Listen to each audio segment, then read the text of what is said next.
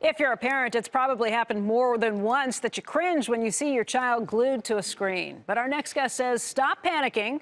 Kids aren't losing themselves in their devices. They are actually finding themselves. Joining us right now to explain is Jordan Shapiro. He is the author of The New Childhood, Raising Kids to Thrive in a Connected World. And Jordan, thanks so much for joining us today. Thanks for having me, Becky. It's great to be here. Okay, I have to admit this sounds too good to be true. As a parent myself, I am constantly concerned about how much television, how much screen time my kids are getting. Why in the world are you telling me that everything I've been told by every doctor, every pediatrician, every bit of common sense in me tells me that this is not a great idea? What do you know? Well, first, let me ask you, how old are your kids? 16, 14, 7, and 2. Oh, so you have a combination of crazy YouTube time and also crazy video game time and probably a little social media, too. And Elmo. You're all dealing over the with. place. Yeah. And Elmo. Yeah. Well, you know, look, here's what I would say. Most of the experts we have, we have these doctors, we have psychologists, we have really smart educationalists, and what they're trying to do is they're trying to take best practices, good best practices from 50 years ago and apply them to our world without much consideration of the context. It sounds like you're saying television may not be a great screen, but if it's an interactive screen, maybe this is something that's getting them ready for the world around them? Well, sort of. I mean, we don't even know that television is a bad screen. You know, there's no evidence that says there's sort of toxic harm that comes from using screens. Wait a second. Right? Let me back that up. I just saw a 60 Minutes piece earlier or I guess it was last year, late last year, that said that kids watching too much screen time actually changes the physical structure of their brain. Is that not true?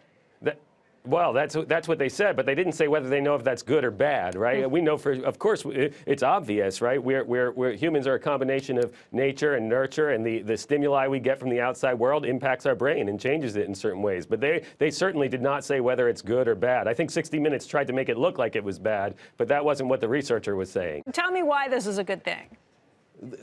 Listen, we all use technology every day. Technology is part of our world. It's a connected world. And what we really need to do is we need to develop kids' social skills, and we need to develop their capacity to interact with each other, their capacity to build relationships, their capacity to think, and to do that using the tools around them. What we really want is all the positive values, all the positive things that we know that we want people to have to be good citizens. We want to make sure they can do that in a way that's mediated with screens, mediated with digital technology, mediated with online life. And they're not going to learn that if what we do is say, no, don't touch that stuff until you're a grown-up. Look, that makes sense to me. Just the idea that you don't want to set your kids loose in the wilderness for the first time without ever taught them how to get along in this system, what's good, what's bad, what you need to look out for. That makes perfect sense to me. But I will tell you, I was concerned last night when my 2-year-old was watching Elmo, and I was saying, hey, Kaylee, hey, literally waving my hand in front of her face, and I vowed to myself that I'm not letting her watch any TV for the rest of the week or any screen time from the computer. Is that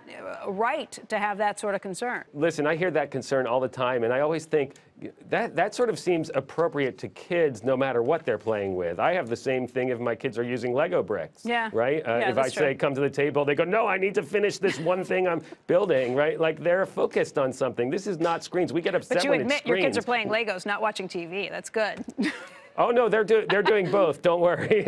They're watching TV, they're playing video games, and they always, no matter what they're doing, when I say come to the table, they go, they don't want to one stop. more minute. Right, exactly. Right? Jordan, did you talk I me do through the same thing, by the way. Right? I know. If I were for in the me, it middle was with books, too. I remember that, too. But Jordan, give me some suggestions for what you would tell parents in terms of how they talk to their kids about screen time. This is something that really matters to your kids, so be careful what narrative you're sharing, right? We often go to, this is addictive, this is evil, this is bad, this is making you a bad person. That's not doing good for your kids. We want our kids to feel confident and to feel like they have agency and to feel like they have autonomy to live a fulfilled life in their world. If you're taking the thing they care most about and telling them that it's an evil horror, I think you're probably doing them a disservice.